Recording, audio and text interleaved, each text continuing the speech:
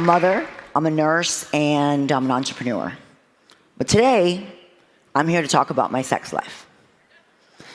Why are we so shocked when a woman mentions sex in a conversation? Women are more powerful when they embrace their sexuality. I want to give you some examples of that, share my story, and tell you why this idea impacts everyone. It impacts everyone because when we accept all of ourselves, it affects our daily lives. And how it affects our daily lives impacts society as a whole. So let's go back in history to the last Egyptian pharaoh, Cleopatra. She successfully ruled Egypt for 21 years, and she created strong political allies through her infamous love affairs with Mark Antony and Julius Caesar. Cleopatra shamelessly embraced her feminine sexuality, and she used it to rule a dynasty. And then we have the amazing powerhouse of a businesswoman, Sarah Blakely. She became the first female self-made billionaire in 2012 by selling women's intimate apparel that made women feel confident and great about their bodies, also known as Spanx. And we can take a look at the progressive, graceful example, actress Gwyneth Paltrow. Her company, Goop, is worth $250 million, and they had record sales on a candle named "This Smells Like My Vagina." This is a very bold example of how comfortable Gwyneth is with her body. Sadly, these examples are the exceptions and not the rules. That's why they've made the headlines and we write books about them. Now that we've talked about how much of an anomaly it is, I want to share another rare story, my story of how I became more powerful when I embraced my sexuality. I would describe my story as a transformation. I say this because I didn't always feel comfortable with my body or talking about sex. In fact, my introduction to sex was awful. I was sexually abused by 3 different people as a child growing up, and I struggled emotionally and physically. There were times where I felt like my body didn't belong to me, almost as if I had lost ownership because I didn't speak up when someone chose to use my body without my permission. And that shame was crippling for a long time and in many ways. But if you fast forward to where the shift happened for me and I had consensual sex for the first time, it was life-changing. It was life-changing because this time we were equal partners and we were both willing and wanting, rather than it being forced on me. Now, this experience, it flipped a switch in my brain, and that's where the transformation began. I went from feeling weak and shameful about my body to feeling confident and powerful. Now, my perception of sex was a good thing, not a taboo. I recognize that my response is not typical for a victim of sexual abuse. But I think it's worth mentioning because it was the catalyst that started a newfound confidence where all of my decisions were affected from that point forward. And it made me who I am today. In essence, I became more powerful when I embraced my sexuality. I have felt out of place in society as a result of my comfort with sexuality, particularly in my professional life. I want to share a little bit about that with you so you can have some context. I leveraged my experience as an emergency room nurse and a competitive bodybuilder, and I created a brand, a healthy food brand. And I named it intentionally so it could be interpreted as sexual in nature. And the marketing strategy was intentionally somewhat provocative.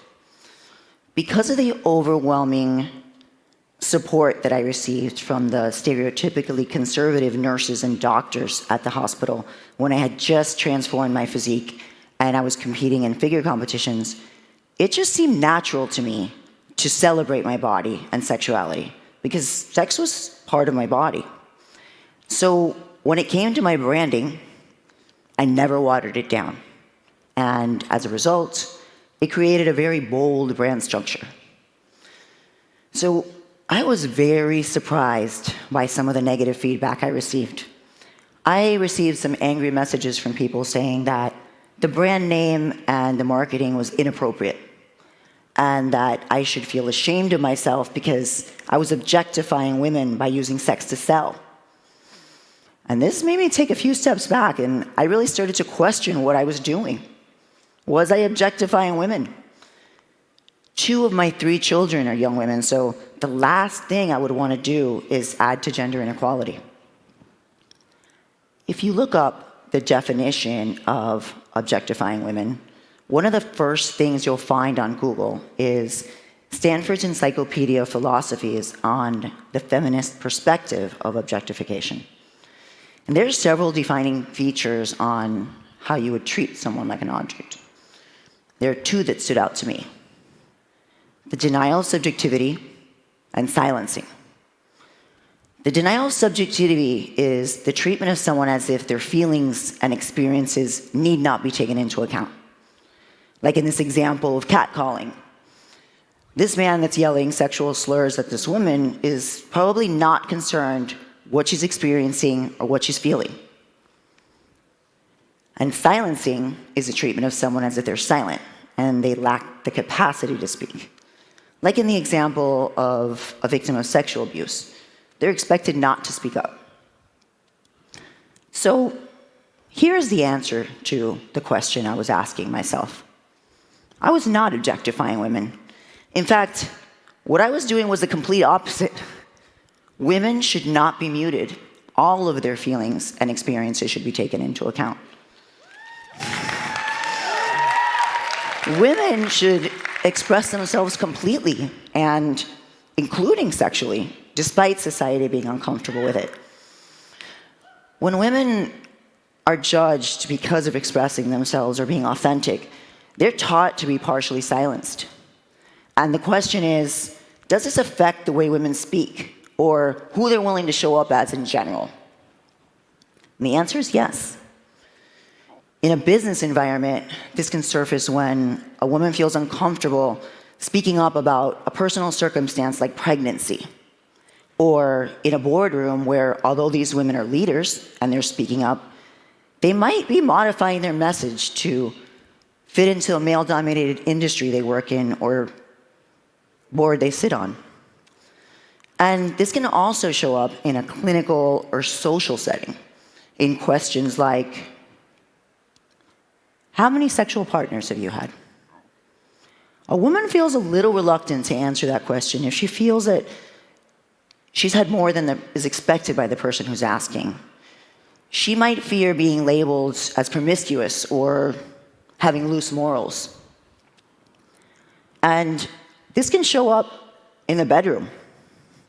Only 65% of heterosexual women orgasm when having sex, versus 95% for heterosexual men.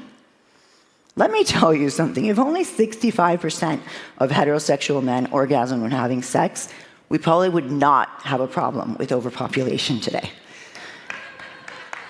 The truth is, most women are uncomfortable talking about sex.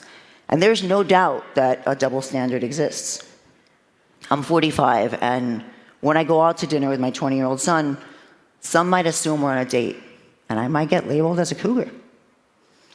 And that suggests a predatory nature and is negative, but when the reverse happens, and a male is significantly older than his female partner, it's less stigmatized because we see it more often. But one of the biggest problems that exist with having a double standard when it comes to sexuality is that it invites us to continue to shut out parts of who we are. And it could prohibit a woman from reaching their true potential. And that's a terrible thing. That's not okay. Ideally, women identify with their sexuality, feel into it, and embrace it. Am I saying that all women should use sex to sell or have multiple sexual partners? No. I'm saying that we should allow other women to feel comfortable with their sexuality and not judge them for it. Because when a woman embraces all of herself, she's more powerful. We've talked about how rare that is and how important that is. So maybe Cleopatra had it right 2,000 years ago. She dressed like a goddess, she surrounded herself with luxury, and she unapologetically chose lovers that were also her political allies. She was a strong and successful leader.